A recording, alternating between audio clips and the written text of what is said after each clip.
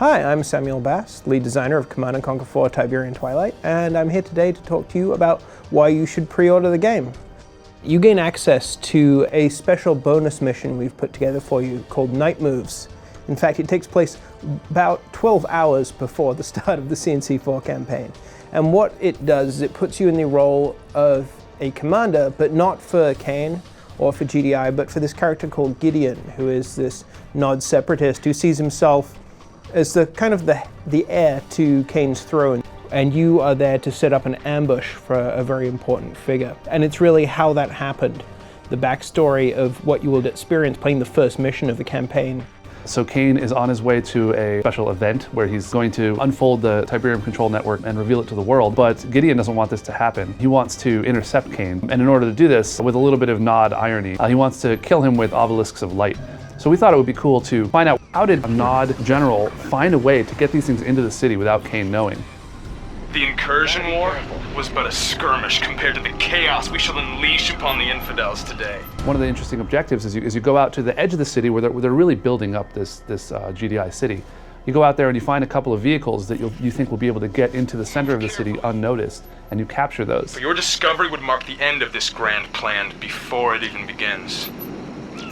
There are quite a few moments where a GDI patrol will come out and try to intercept you, and you'll be getting this really fragile, unarmed truck towards the tunnel that leads to the center of the GDI city, and microing around that and making sure it doesn't get knocked out. It actually makes for quite a few moments because there are 3 trucks and a number of attacks. But GDI would notice if a bunch of Nod tanks were rolling around stealing vehicles, so the second component of the mission is a distraction where you attack the GDI base and you disrupt their communications so that they're not able to report that these vehicles were stolen until well beyond the time that the obelisks are set up and Kane is ambushed.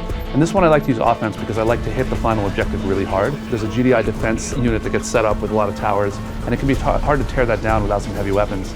But another thing you can do, there's 1 mammoth on the field and some mammoths get sent towards you. You can knock those out and use your engineers to send them back.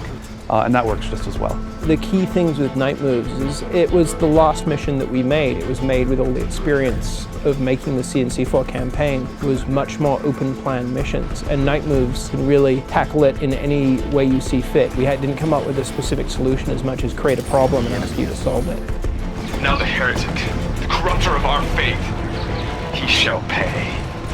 What it does is it provides some additional depth, and I recommend you play it. I think it's pretty cool. Well, I think it gives a lot more context to the story between Kane and the splinter factions of Nod, and any additional backstory you can get, I think adds flavor to the entire campaign. This is Sam Bass encouraging you to pre-order Command & Conquer 4 Tiberian Twilight, coming to a PC near you March 16th.